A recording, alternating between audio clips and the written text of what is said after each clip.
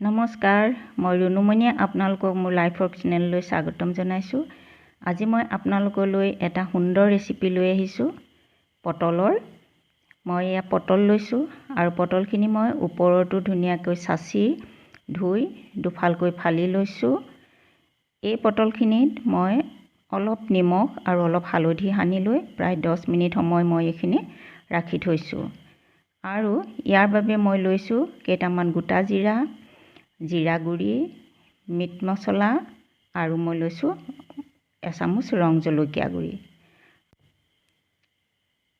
মই লৈছোঁ এয়া দুটা গোটা জলকীয়া ফালি লৈছোঁ আৰু দুটা পিঁয়াজ মই পিহনাত পিহি লৈছোঁ। ৰচুন আৰু আদাখিনি মই পিহনাতে পিহি লৈছোঁ মিহিকৈ। আৰু এতিয়া মই এটা কেৰাহী পাতি তাত মই প্ৰায় 2 চামুচ জোখেৰে এয়া তেল দিছোঁ। তেলখিনি মই গৰম হ'বলৈ দিছোঁ। এইখিনি মই সফলা গোল্ড ইউজ কৰিছোঁ। এয়া মোৰ তেল গৰম হৈ আহিছে। তেলত মই গোটা জিৰা দি দিছোঁ। জিৰাকেইটা ফুটিব দিছোঁ। এয়া ফুটি আহিছে আৰু এতিয়া মই দি দিছোঁ ফালি লোৱা জলকীয়া দুটা। তাৰপিছতে মই দি দিছোঁ পটলখিনি, আটাইখিনি পটল দি দিছোঁ আৰু এইখিনি মই ভাল ধৰণে ফ্ৰাই হ'বলৈ দিম। এইখিনি ৰঙচুৱাকৈ আমি ভাজিব লাগিব, মানে ফ্ৰাই হ'বলৈ দিব লাগিব।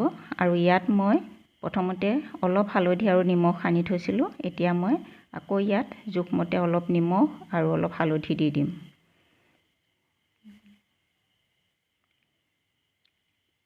এয়া মই নিমখ হালধি দিলোঁ আৰু এইখিনি এতিয়া লৰাই অলপ সময় মই ঢাকি ৰাখিম। এই পটলৰ ৰেচিপিখন আমি যদি নিৰামিষ দালিৰ লগত খোৱা হয় অতি সুস্বাদু হয়, অতি সুন্দৰ হয় খাবলৈ। এয়া মোৰ পটলখিনি প্ৰায় ফ্ৰাই হৈ আহিছে। পটলখিনি ৰঙচুৱা হৈ গ'ল। এতিয়া সেয়েহে মই ইয়াত দি দিছোঁ মোৰ কাটি থোৱা পিঁয়াজ, আদা আৰু ৰচুনখিনি দি এইখিনি মই অলপ সময় এনেদৰে ভাজি দিম। মিহলাই দিছোঁ এয়া। আৰু ইয়াত মই আটাইখিনি মছলা গুড়িখিনি মই ঢালি দিছোঁ। আৰু এতিয়া মই এইখিনি লাহে লাহে এনেদৰে লৰাই দিম আৰু অলপ সময় এনেদৰে মই এয়া ঢাকি দিছোঁ। এয়া দেখিছে ন, ৰঙচুৱা হৈ আহিছে, এটা সুন্দৰ ৰং আহিছে।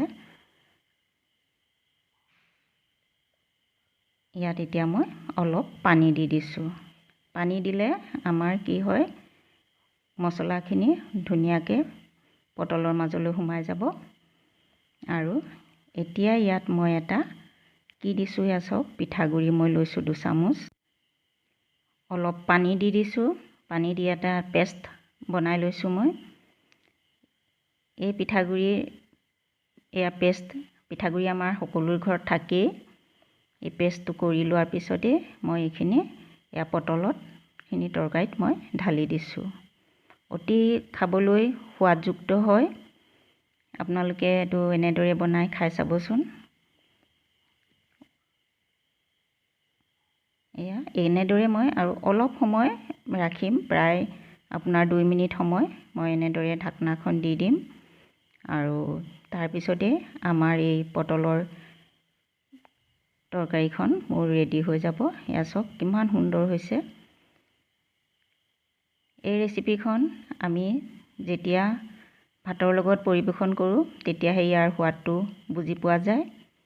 খাবলৈ অতি সোৱাদযুক্ত হয়। এয়া মোৰ ৰেচিপি তৈয়াৰ হৈ গ'ল। এয়া চাওক কিমান এটা সুন্দৰ ৰং হৈছে, নহয়নে?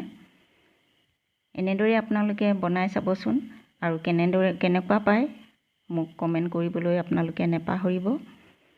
আৰু মই আপোনালোকলৈ ইয়াৰ পিছতে এটা সুন্দৰ ৰেচিপি লৈ আহিম। আপোনালোকে যদি মোৰ ভিডিঅ'টি চাই ভাল পাইছে তেতিয়াহ'লে প্লিজ লাইক, শ্বেয়াৰ আৰু ছাবস্ক্ৰাইব কৰিব বুলি আশা ৰাখিলোঁ।